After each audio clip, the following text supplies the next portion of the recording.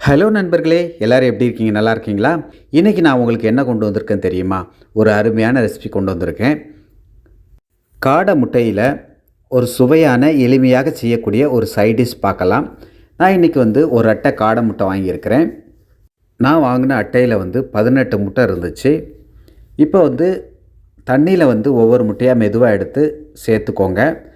நான் இருக்கக்கூடிய இடத்துல இந்த முட்டை கொஞ்சம் விலை அதிகம்தான்.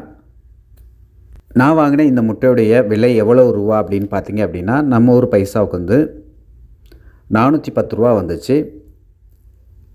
நீங்கள் உங்கள் ஊரில் எவ்வளோ அப்படிங்கிறத கமெண்ட் பாக்ஸில் தெரியப்படுத்துங்க. இந்த காடை முட்டை வேகிறதுக்கு அதிக நேரம் எடுக்காது. தேவையான கொஞ்சமாக உப்பு சேர்த்துட்டு இதை வேக வச்சுக்கோங்க. மீடியம் ஃப்ளேமில் வேக வச்சு அரிசி எடுத்து ஒரு குளிர்ந்த தண்ணியில் போட்டுட்டு தோலை உரிச்சிக்கோங்க. இந்த முட்டையுடைய தோல் மென்மையாக இருந்ததுனால எனக்கு அரை மணி நேரம் ஆச்சு இத்தனை முட்டைக்கு உரிக்கிறதுக்கு. அடுத்ததாக அடுப்பில் ஒரு கடாயை வச்சுட்டு அதில் 1.5 டேபிள் ஸ்பூன் எண்ணெய் விட்டுக்கோங்க. எண்ணெய் நல்லா சூடானதும் அதில் ஒரு கைப்பிடி கருவேப்பிலை, 1/4 டேபிள் ஸ்பூன் பெருஞ்சீரகம் சேர்த்துட்டு நல்லா பொரிய விட்டுருங்க. இது ரெண்டும் நல்லா பொரிஞ்ச உடனே இது கூட ஒரு வெங்காயம், ஒரு தக்காளி நல்லா பொடிசாக கட் பண்ணி சேர்த்துக்கோங்க. சேர்த்துட்டு நல்லா வதக்கி விடுங்க. அந்த தக்காளி வெங்காயம் நல்லா வதங்கணும். அது வரைக்கும் வதக்கி விடுங்க. இது வதங்கிறதுக்காக கொஞ்சமாக உப்பு சேர்த்துக்கலாம். உப்பு சேர்த்துட்டு மறுபடியும் வதக்கி விடுங்க.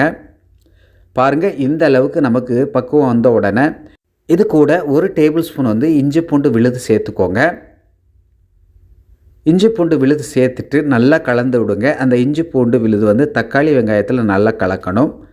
இஞ்சி பூண்டு விழுது நல்லா கலந்து பச்சை வாசனை போன பிறகு பாருங்கள், நமக்கு தேவையான இந்த பக்குவம் வந்த உடனே இது கூட என்ன சேர்க்க போகிறோம் அப்படின்னா, மசாலா பொருள் சேர்த்துக்கலாம். சிம்பிளானது தான்.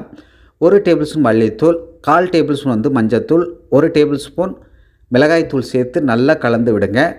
கொஞ்சமாக தண்ணி சேர்த்து கலந்து விட்டுக்கோங்க. இப்போ நமக்கு தேவையான பக்குவம் எண்ணெய் பிரிஞ்சு அந்த மசாலா எல்லாம் பச்சை வாசனை போயிடுச்சு. இந்த நேரத்தில் நம்ம வேக வச்சு தோலை உரித்து வச்சுருக்க அந்த காடை முட்டை எல்லாத்தையும் இதோடு சேர்த்துக்கோங்க.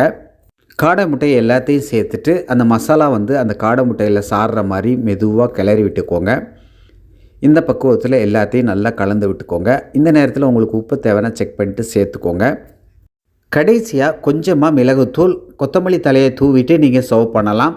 அவ்வளவுதான். எளிமையான முறையில் அருமையான சுவையில் காடை முட்டை கிரேவி சூப்பராக ரெடி பண்ணிட்டோம். ஓகே நண்பர்களே, இதே மாதிரி பக்குவத்தில் இதே அளவுகளோட நீங்களும் இந்த காடை முட்டையை வாங்கி இந்த மாதிரி பக்குவத்தில் செய்து சாப்பிட்டு பார்த்துட்டு டேஸ்ட் எப்படி வந்துச்சு சொல்லுங்கள். இந்த வீடியோ உங்களுக்கு பிடிச்சிருந்தால் லைக் பண்ணுங்கள். உங்கள் நண்பர்களும் சொந்தங்களும் பார்க்கணுன்னா அவர்களுக்கும் ஷேர் பண்ணுங்கள். மறக்காமல் நம்ம சேனலை சப்ஸ்கிரைப் பண்ணாதவங்க சப்ஸ்கிரைப் பண்ணிக்கோங்க. ஃபாலோ பண்ணாதவங்க ஃபாலோ பண்ணிக்கோங்க. ஓகே நண்பர்களே, எல்லோரும் பாதுகாப்பாக இருங்க. இதே போன்று அடுத்து ஒரு அருமையான வீடியோவில் சந்திக்கிறேன். Take care. Bye bye. Thank you.